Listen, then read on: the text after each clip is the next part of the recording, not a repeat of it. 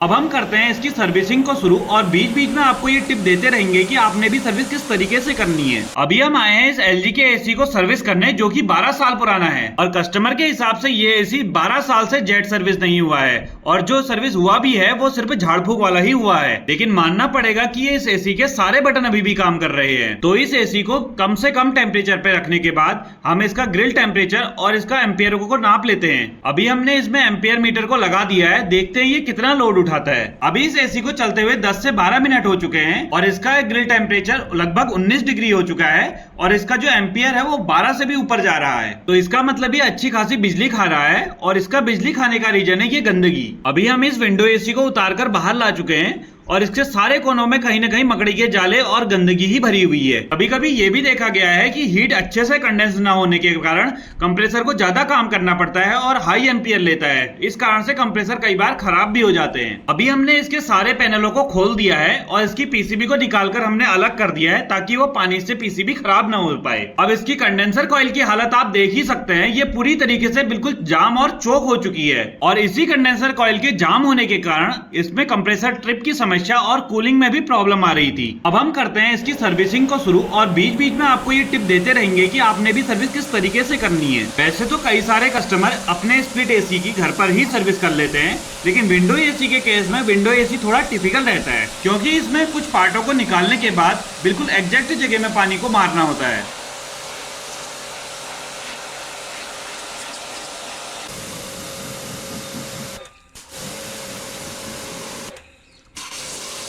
अभी इसका drain pipe भी गंदगी से बिल्कुल चोक हो चुका है, तो इसको भी हम प्रेशर से बिल्कुल साफ कर लेते हैं।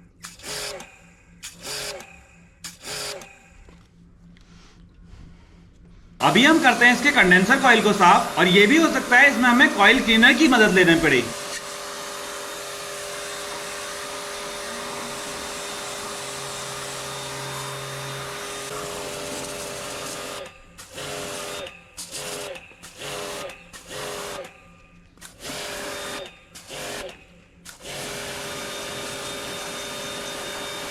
अभी हम जिस फैन ब्लेड को साफ कर रहे हैं, आपने ध्यान ये रखना है कि इसमें मोटर में पानी बिल्कुल भी न जाए और क्योंकि इसके कंडेंसर फिन्स के बीच में काफी ज्यादा गंदगी फंसी हुई है, अब हमें इसमें एसी कॉइल क्लीनर की जरूरत पड़ेगी और इसके कॉइल क्लीनर को आपने तभी इस्तेमाल करना है जब बहुत ज्यादा गंदगी हो और नॉर्मल रूटीन सर्विस में आपने इसको यूज नहीं करना है क्योंकि ये आपके कंडेंसर फिन्स को डैमेज भी कर सकता है। साथ ही में इस तरीके के केमिकल्स को आप पानी के साथ मिला करके इसको अप्लाई करें क्योंकि अगर आप ऐसा नहीं करते हैं तो ये आपके एसी में लीकेज को भी जन्म दे सकता है क्योंकि ये बहुत ही ज्यादा स्ट्रॉन्ग एसिड होता है। अभी हमको इसमें लगभग 5 मिनट हो चुके हैं, तो देखिए अब आप किस तरीके से ये कॉइल क्लीन हो चुकी है।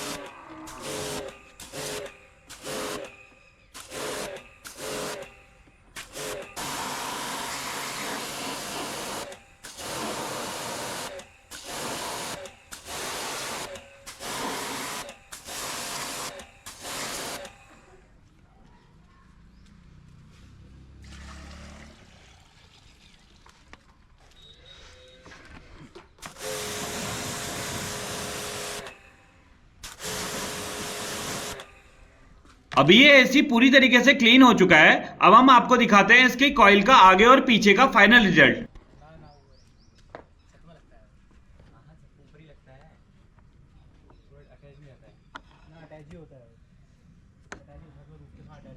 अब इस तरीके के क्लीनिंग के प्रोसेस को करने के बाद एसी को उसकी जगह बिठाकर आपको दिखाते हैं इसके फाइनल रिजल्ट। यहाँ पर इसका ग्रिल टेम्परेचर हो चुका है 19 से 13 डिग्री, वो भी सिर्फ 9 एम्पियर पर। और अब हम आपको मिलेंगे किसी अन्य एसी के टॉपिक पर।